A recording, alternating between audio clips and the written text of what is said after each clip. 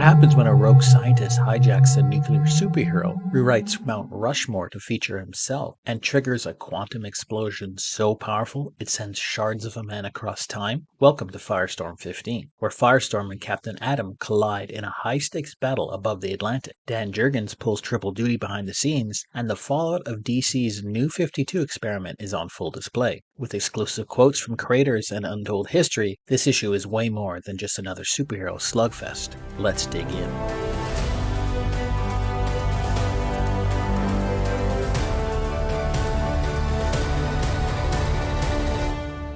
Picking up immediately where issue 14 left off, Dr. Magala of the Continuum, the organization that created and monitors Captain Atom, has taken over the Firestorm entity from Jason and Ronnie. They awaken inside the Firestorm Matrix, a mental waiting room where the passive Firestorm personality can view and communicate with the dominant personality. However, this room is dark and they are both in the Matrix together, confused as to who is currently in charge. Meanwhile, a newly returned Captain Atom discovers Magala's treachery and seeks out the new Firestorm to confront him. Magala, far from being subtle about his newfound powers, engages with a foreign adversary by turning their bombs into Rubik's Cubes and changes the heads of Mount Rushmore to include genius scientists, including himself.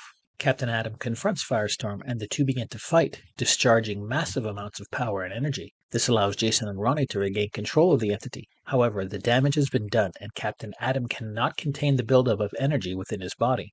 He explodes with a massive blast wave of quantum energy that splinters his body and sends a shard of himself to the 31st century. Meanwhile, Ronnie has lost consciousness in the blast and is falling into the Atlantic Ocean. The story continues in issue 16. Dan Jurgens spent 2012 working on Green Arrow, Justice League International, and Superman. He joined Firestorm only a few issues prior. For this issue, he pulled triple duty as writer, penciler, and co-cover artist. Jurgens is primarily known for his work on The Death of Superman and the creation of Doomsday, Hank Henshaw, and Booster Gold. After Firestorm was cancelled, Jurgens worked on titles like The New 52, Future's End, Batman Beyond, and Superman Lois and Clark. As part of the DC Rebirth relaunch of 2016, Jurgens wrote Action Comics and contributed to Action Comics number 1000. Speaking exclusively to Read the Freaking Comics, Jurgens discusses his time on Firestorm. I had just taken over Firestorm with 13 and was still getting used to the book, which I really enjoyed doing. I like the character and his history. He's a great deal of fun and has a tremendous power level. It would have been fun to continue. Unfortunately, the sales had plummeted before I even got there, as they kind of missed the mark with the New 52 launch. The other co-cover artist, who was also the inker for this issue, was Ray McCarthy. McCarthy has worked on titles like Batman, Superman, and Wonder Woman. His art style, often characterized by detailed line work and expressive character designs, has helped define the visual narrative of these characters for many readers. On the Marvel side, McCarthy worked on titles like Iron Man and Spider-Man. Letterer Taylor Esposito worked on this issue. Esposito is co-owner of Ghost Glyph Studios and teacher at the legendary Kubert School. He has lettered for a vast array of publishers like DC, Vault, Image, Aftershock, and Dark Horse. Speaking exclusively to Read the Freaking Comics, Esposito discusses Firestorm. One of my earliest memories as a kid were my superpowers figures, and one I have fond memories of, Firestorm. So getting to work on an issue of this book, even as a fill-in letterer, was great so early in my career. This issue was edited by Rachel Gluckstern and Ricky Purdon. Gluckstern is an award-winning best-selling editor in the publishing and entertainment media industry. During her time at DC, she worked with high-profile licenses including Looney Tunes, Scooby-Doo, and Batman. She played a key role in the New 52 relaunch and introduced the surprise hit character, Joker's daughter. Ricky Purdon is a veteran comic book editor and talent scout known for his sharp eye for rising creators. Around 2013, he worked at DC Comics as an editor, contributing to titles including Justice League Dark, Constantine, and The Movement. During his time there, he played a key role in helping spotlight new voices during DC's New 52 era. After leaving DC, Purdon joined Marvel, where he became Director of Talent Relations, shaping the publisher's recruitment of artists and writers across major titles. So who are the Continuum? Within DC's New 52 storyline, the Continuum is a government-funded scientific research facility tasked with producing new scientific discoveries. One of their projects was the creation of Captain Atom. Unlike the Carlton Comics version of Captain Atom, who was named Alan Atom and gained his powers when an experimental rocket exploded, or even the post-crisis version named Nathaniel Atom, a U.S. Air Force officer who was framed for a crime and experimented on to avoid execution. This new Captain Atom was a volunteer in an experiment by the Continuum to tap into quantum energy, which caused his body to disintegrate and reform as a being of pure quantum energy held in a human form. In this issue, when Captain Atom explodes, shards of his body are scattered across space and time. A piece is shot into the 31st century, where a seemingly human-looking young man calling himself Atom appears. How and where he fits into the Legionnaires storyline from Legion Lost is never followed up on. Given the retconning of the whole New 52 line, it is unlikely ever to be fully explained. So just who is Firestorm? The original Firestorm came into creation when high school student Ronnie Raymond and Nobel Prize-winning physicist Martin Stein were caught in an accident that allowed their bodies to fuse into a third entity. As Firestorm, they have the ability to reconstruct matter at the molecular level, absorb and project energy, and fly.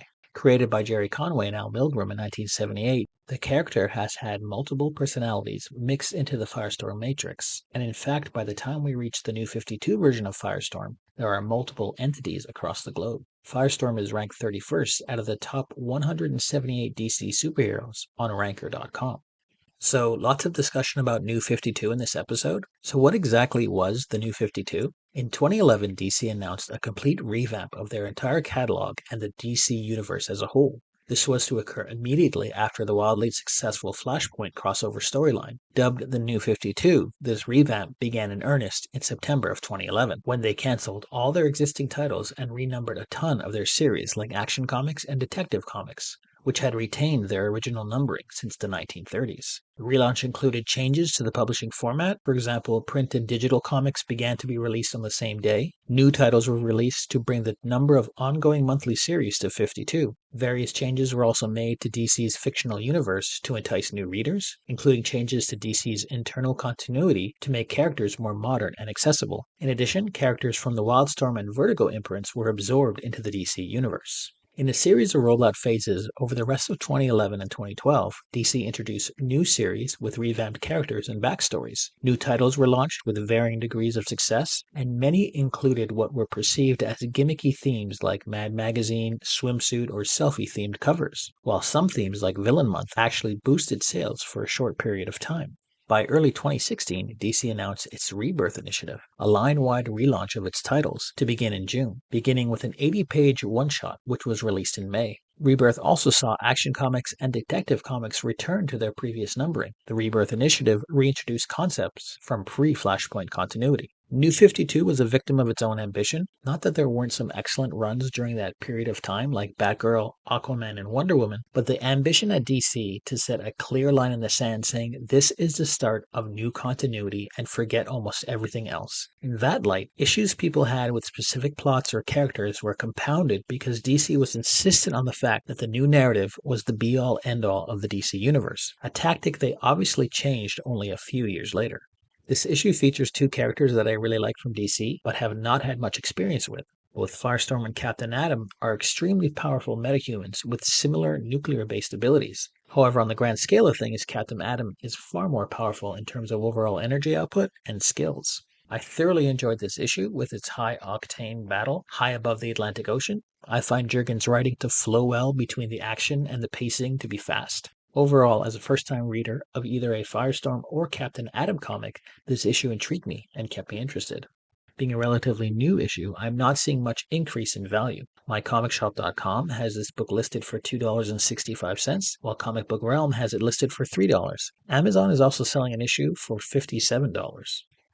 In 2013, DC was in the middle of their New 52 phase. They released a Villains Month series with special decimal issue featuring various villains in the DC universe. This led up to Forever Evil, an event featuring the Crime Syndicate and the Secret Society of Supervillains. 2013 also saw the return of Superman to the big screen with Zack Snyder's Man of Steel. This film was the start of the DC Extended Universe, intended as a competitor to the wildly popular Marvel Cinematic Universe, which had been steadily growing since 2008.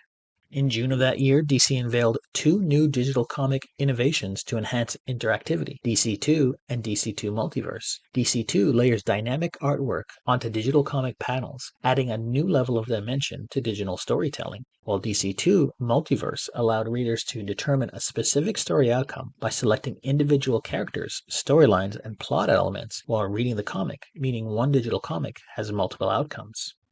DC sold the second highest number of titles in 2013 at almost 22 million units, representing 40% of the market share.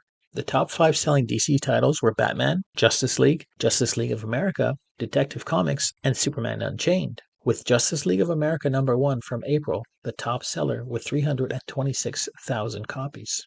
There are no Firestorm titles among the top-selling DC Comics from 2013, according to Comichron.com. The best estimate for sales for issue 15 is around 12,000 copies. Considering typical returns of 10 to 20% from retailers, the actual sale-through likely falls to 9 to 11,000 units. There aren't many adverts in this comic that don't come from DC themselves. There's an ad for the Gamological Society and Geek Exchange, both online properties that are now defunct. DC was promoting Arrow, the popular Green Arrow themed series and precursor to the Arrowverse collection of television shows based on various DC titles. There was a Mad Magazine DC crossover promotion to introduce a new generation of fans to Alfred E. Newman. TNT was promoting the NBA on Thursday nights with a LeBron James back cover. And as mentioned, DC was promoting their titles like Batman, Night of the Owls, Batman the Dark Knight, Justice League, and a Justice League Throne of Atlantis crossover event. Since Firestorm decided to rearrange Mount Rushmore, I decided to find a comic shop as close to the National Monument as possible. If you're ever in the area, I recommend you check out Heroes and Villains, located at 601 Kansas City Street in Rapid City, South Dakota, or check them out on Facebook at Heroes and Villains RC.